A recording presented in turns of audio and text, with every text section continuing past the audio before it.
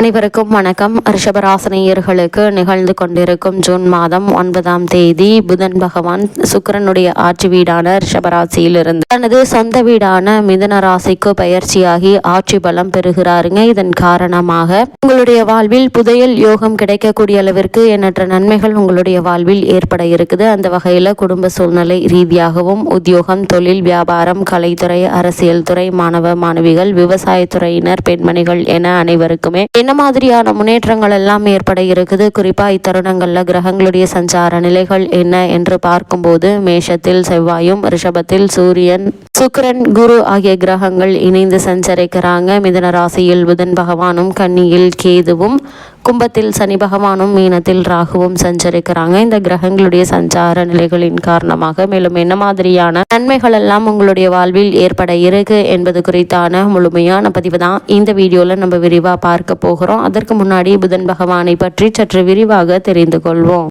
ஜோதிடத்தில் புதனை வித்தை காரகன், வித்யா காரகன் என்று சொல்வார்கள். பொன் கிடைத்தாலும் புதன் கிடைக்காது என்று சொல்வார்கள். அதாவது இந்த இடத்தில் பொன் என்பது செல்வத்துக்கான அதிபதி குருவை குறிக்கும். ஜாதகத்தில் குருவினுடைய பலம் இருப்பதை விட புதன் பலமாக இருக்க வேண்டும் என்பதையே சூட்சமமாக குறிப்பிட்டுள்ளனர். கல்வி, கலை, வித்தைகளுக்கு அதிபதி புதன் கிரகம். எந்த ஒரு விஷயத்தையும் கண்ணால் பார்த்தவுடன் அதை கையால் செய்வதற்கு புதன் அனுகிரகம் வேண்டும். கற்றவர்களுக்கு சென்ற இடமெல்லாம் சிறப்பு. நன்கு படித்தவர்கள் கை நிறைய சம்பளம் வாங்குவதை கண்கூட பார்க்கிறோம். நம் வாழ்க்கைக்கு அடிப்படையான கல்வி செல்வத்தை வழங்குபவர் புதன். புதன் ஒரு விசித்திரமான கிரகம். செவ்வாயை போலவே புதனும் ஒரு ஆதிபத்திய கிரகமாகும். ஜோதிட ஆச்சாரமான மிதுனத்தில் ஆட்சி பெறும் புதன் ஆட்சி வீடான கன்னியில் உச்சம் பெறுகிறாரு. மீனத்தில் நீச்சம் அடைகிறாரு. அறிவு, ஞானம் இரண்டுக்கும் அவரே அதிபதியாகி படிப்பறிவு, பட்டறிவு இரண்டையும் மனிதனுக்கு உணர்த்துகிறாரு. விஞ்ஞானம், மெஞ்ஞானம் இரண்டுக்கும் காரணமாகிறாரு. அப்படிப்பட்ட புதனை எப்படி வணங்குவது என்று பார்க்கும் போது புதன்கிழமை என்றில்லாமல் நவகிரக புதன் பகவானை எந்த நாளில் வேண்டுமானாலும் வந்து வணங்கலாம். நவகிரகத்தை 9 முறை வலம் வந்து மனதார வேண்டிக் கொள்ளுங்கள். வேண்டியதெல்லாம் புதன் பகவான் தந்தருள்வாரு. அது மட்டுமில்லாமல் எண்ணற்ற நன்மைகளையும் வாரி வழங்கக்கூடியவர் புதன் பகவான். அது மட்டுமில்லாமல் அரசனுக்கே அறிவை கூறி ஆட்சியை வழிபடுத்தும் சக்தி தருவது புதன் கிரகம். நவகிரகங்களில் கல்வியை உயர்த்தி வழங்கும் கிரகமான புதன் கிரகம் விளங்குகிறது. ஒருவரது ஜாதகத்தில் புதன் யோகம் பெற்றிருந்தால் அந்த ஜாதகர் அறிவிலும் புத்தி கூர்மையிலும் சிறந்து விளங்குவார். அவரை உலகமே திரும்பி பார்க்கும். எந்த நேரமும் கலகலப்பாகவும் நகைச்சுவையாகவும் பேசும் இவர்களை சுற்றி எப்போதும் ஒரு கூட்டம் இருக்கும். அரசனுக்கே அறிவுரை கூறி ஆட்சியை வழிபடுத்தும் சக்தியை தருவது புதன் கிரகம். ஒருவர் ஜாதகத்தில் புதன் யோகம் பெற்றிருந்தால் அந்த நபரிடம் ஆலோசனை கேட்க பலரும் காத்திருப்பார்கள். அந்த நபர் மருத்துவம், ஜோதிடம், இசை, ஆயக்கலை, கைக்கடிகாரம், மோட்டார் தொழில், நுட்ப அறிவு போன்றவற்றில் ஞானமுடையவராக இருப்பார்கள். புதன் கிரகம் ஒருவருக்கு கவர்ச்சி நிறைந்த கம்பீர தோற்றம் தந்து அவரை வசீகரிக்க வைக்கும். பிறரால் முடியாத வேலைகளை கூட புதன் யோகம் பெற்றவர்கள் எளிதாக செய்து விடுவார்கள். கணித சாஸ்திரம், வானசாஸ்திரம், கணினி துறையில் சிறப்புற்று விளங்குவார்கள். நாட்டு வைத்தியம் செய்பவராக இருந்தால் கைராசியானவர் என்ற பெயர் எடுப்பார்கள். புதன் யோகம் அல்லது உச்சம் பெற்றவர்கள் நவபாஷானம் மற்றும் ரசவாத கலைகளிலும் யோக மற்றும் தியான கலைகளிலும் வல்லுநராக இருப்பார்கள். மிக பெரிய பல்பொருள் அங்காடிக்கு அதிபதியாகவும் வாய்ப்பு புதனால் வரக்கூடியதுதான். நினைத்ததும் கவி பாடும் திறன், இலக்கண இலக்கிய அறிவு போன்றவற்றை தருபவரும் புதனே. கோவில்களில் இருக்கும் சிற்ப வேலைப்பாடுகளுக்குரிய அறிவை தருபவரும் புதன்தான். புதன்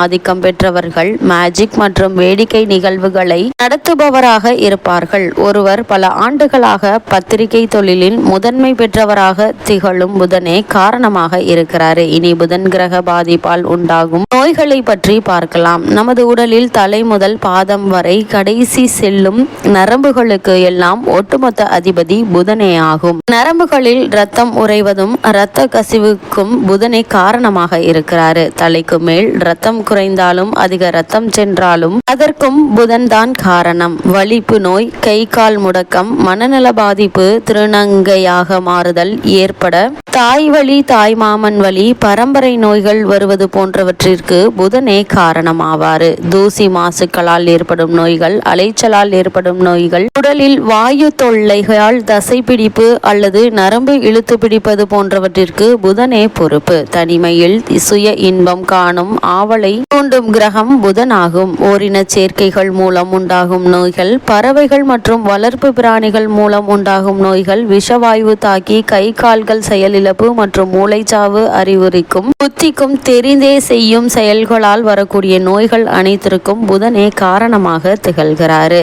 ஜாதகத்தில் புதன் தரும் பலன்கள் என்ன என்று பார்க்கும்போது, புதன் கிரகம் தனது பகை ராசியான கடகத்தில் நின்றிருந்தால் நரம்பு தளர்வு, பக்கவாதம், முடக்குவாதம் போன்ற நோய்கள் வரலாம். புதன் நீச்ச ராசியான மீனத்தில் இருந்தால் வாயு தொல்லையால் கை கால் பிடிப்பு இருக்கும், ஞாபக சக்தி குறையும், தலை உச்சி பகுதியில் வலி இருக்கும். புதன் பகை கிரகமான சந்திரனுடன் இணைந்து எந்த ராசியில் இருந்தாலும் அந்த நபருக்கு திக்குவாய் ஏற்பட வாய்ப்புண்டு. காலநிலைக்கு ஏற்றவாறு தொற்று நோய்கள் வரலாம். போதை வஸ்துக்களால் நோய்கள் வரக்கூடும்.